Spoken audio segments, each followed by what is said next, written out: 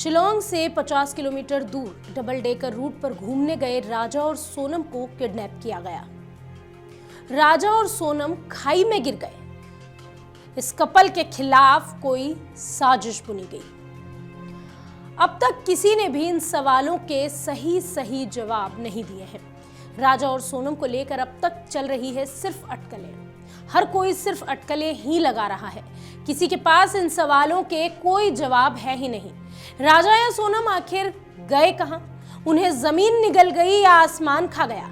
इंदौर के इस नवविवाहित जोड़े को ढूंढने में मेघालय सरकार के निर्देश के बाद से पुलिस भी एड़ी और चोटी का जोर आजमा रही है। लेकिन इतने दिन बाद जाकर भी राजा और सोनम के बारे में कोई सुराग उनके हाथ नहीं लगा था। राजा और सोनम का सूटकेस खुला गया, उसकी तलाशी ली गई। इनके कपड़ों को सुंघाकर डॉग स्क्वाड की मदद लेकर तलाश भी शुरू की गई। सवाल यह है कि आखिर इतने दिन बीतने के बाद पुलिस के हाथ क्या लगा, या अब भी उनके हाथ खाली ही हैं? नमस्कार, मेरा नाम है कनुप्रिया सत्तन और आप देख रहे हैं अमर उजाला। राजा और सोनम की शादी इंदौर में 11 मई को हुई थी, जिसके बाद दोनों हनीमून मनाने निकल गए। मां कामाख्या के दर्शन के बाद दोनों ने 20 मई को हनीमून मनाने मेघालय जा पहुंचे। राजा और सोनम हर दिन अपने परिवार को कॉल करके अपने सफर से जुड़ी बातें बता रहे थे। 22 मई को भी उनकी परिवार से बात हुई थी। उन्होंने कॉल करके बताया था कि वो दोनों सोहरा जा रहे हैं। परिवार से बात कर ये दोनों घूमने निकल गए। इसके बाद परिवार ने कॉल करने की कोशिश की, लेकिन बात नहीं हो सकी। 2 दिन तक परिवार से राजा और सोनम का संपर्क नहीं लगा तो परिजनों ने जब कॉल किया, फोन बंद आया। अब परिजन घबराने लगे। परिवार को इनकी चिंता सताने लगी। परिजनों ने इन्हें ढूंढना शुरू किया तो पता चला कि दोनों लापता थे। 23 मई को नोंगरियाट गांव के सरपंच ने पुलिस को एक लावारिस स्कूटी मिलने की सूचना दी थी, जिसमें चाबी लगी हुई थी। ये जो स्कूटी थी, ये राजा और सोनम ने ही किराए पर ली थी। अब पुलिस इनकी लगातार तलाश में जुट गई। इसके चलते राजा और सोनम को ढूंढने के लिए अब उनके कपड़े सुंघाकर तलाश शुरू की गई है। इसी बीच इन दोनों का बैग भी खोला गया। इनके बैग में क्या मिला, वो भी आपको बताएंगे। शिलांग में लापता हुए इंदौर के दंपति राजा और सोनम का अब तक पता नहीं चला। 2 दिन से बारिश होने के कारण सर्च अभियान प्रभावित हुआ। रविवार को मौसम साफ रहा, लेकिन कोहरा काफी था। एनडीआरएफ की टीमें भी उन्हें खोजने में जुटी हुई है।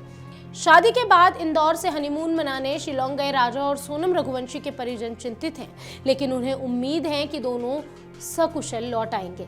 रविवार सुबह मौसम खुलने के बाद डबल डेकर रूट पर बचाव दल पहुंचे। शुक्रवार और शनिवार को शिलांग में 2 दिन तेज बारिश थी। इस कारण बचाव अभियान गति नहीं पकड़ पाया।